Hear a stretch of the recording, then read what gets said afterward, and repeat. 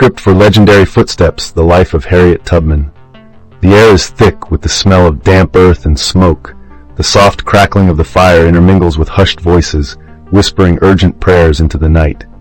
Outside, the temperature has dropped, wrapping the landscape in a chilling embrace, the wind howling like a morning hymn. In the distance, the faint sound of hounds barking pierces the stillness, a reminder of the ever-looming danger. Tonight, she declares, her voice steady despite the rising tension, we march towards freedom. The worn wooden floor creaks beneath her feet as she paces, the weight of her resolve forged in countless nights of fear and survival. The air is electric, heavy with the blend of fear and anticipation. Tubman's presence is magnetic, her spirit a guiding light. We are not turning back. We are going to reach the north, to Canada, to freedom, she continues, her voice rising above the howls of the wind. The words resonate, filling the cramped space with a fiery resolve. As they prepare to leave, the smell of sweat and fear mingles in the air, a haunting reminder of the peril that lies ahead.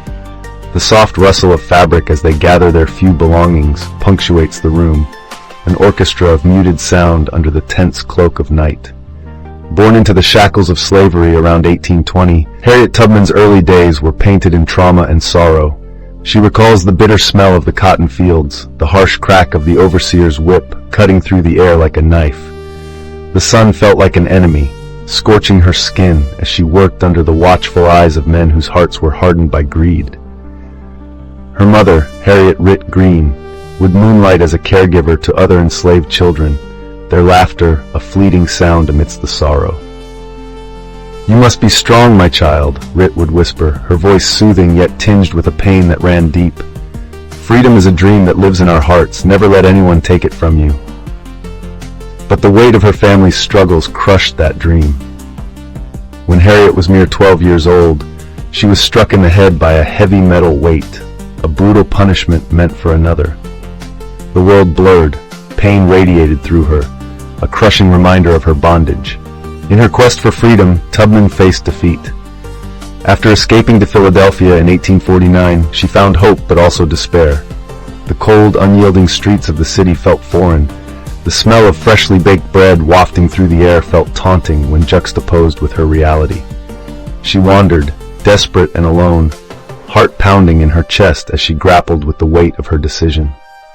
I can't go back, she whispered to herself, the words almost a prayer. Yet the doubt gnawed at her mind. She came close to surrendering. The temptation to return to the comfort of familiar cruelty was overwhelming, but she remembered the faces of her family, the children left behind. It was as if the universe conspired to echo the pain of her past, but in that moment of darkness, a fire ignited within her. I can't stop now, she resolved, clenching her fists. I owe this to my people. Tubman realized she could not simply escape. She needed to return for others, to lead them to freedom.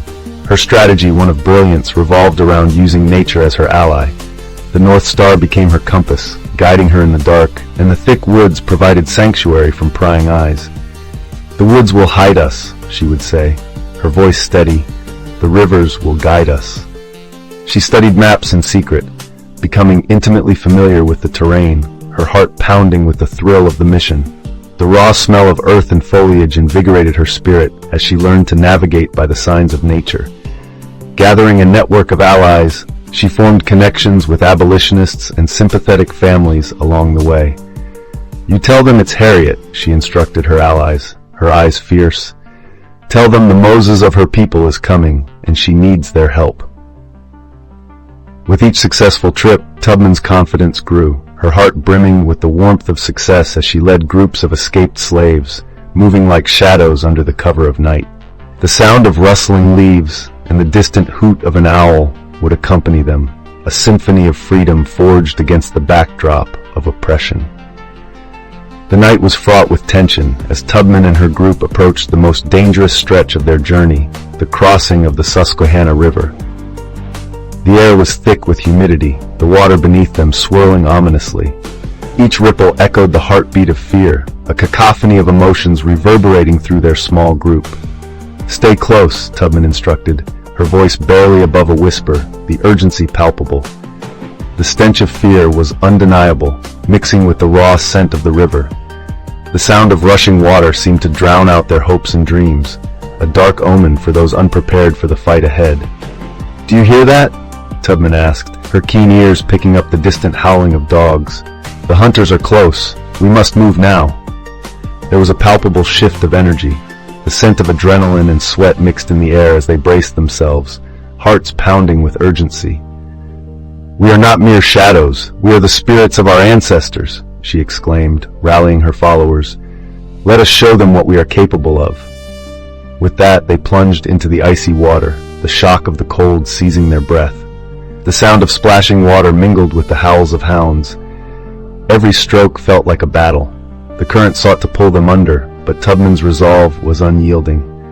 "Keep moving," she shouted, willing each member of her group forward, her voice a lifeline amidst chaos. But not all were loyal to the cause. In 1851, word of Tubman's exploits began to spread, but so did whispers of betrayal. A former ally turned against her, lured by promises from slave owners. "I was never really on your side, Tubman," he sneered, his voice dripping with malice. "And now many will pay for your foolishness." "You think you can break me?" she shot back, her voice steady but her heart racing.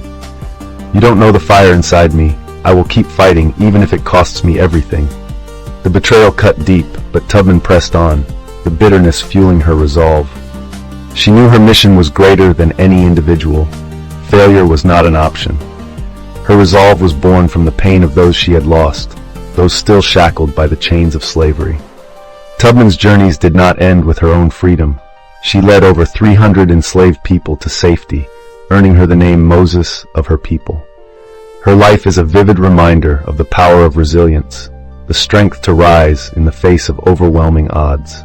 "Every great dream begins with a dreamer," she once declared.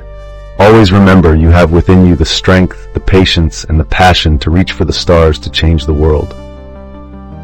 Tubman understood the human spirit's innate desire for freedom, the fierce longing that refuses to be quelled.